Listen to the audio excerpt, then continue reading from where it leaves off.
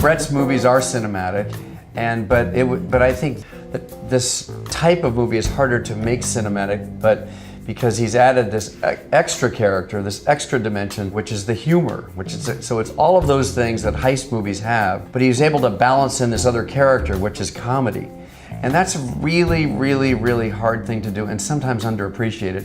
And it's very rare when it gets to be pulled off. It's a real tribute to Brett and his ability, because he was able to pull off the humor in a well-grounded and real way by having characters actors that he had cast, that he has given life to in a three-dimensional way in this film. And Brian was supportive in the cause of, like, okay, let's create something that could stand the test of time, that could really ground it and make it more real. Both of us were speaking the same language. We were making the same movie. Every person I cast, before I cast them, I would bounce it off Brian. And I would go, Brian, what do you think of this idea I'm thinking? He goes, well, maybe that, okay, you know what, that would work if this guy was also there too, and then you have the balance of the, so he was my sounding board, It really helps, it makes a difference. How many times have you heard stories in movies where, the director wants one thing, the producers want another, the studio wants another, but when you're aligned like this, and it's an unspoken thing.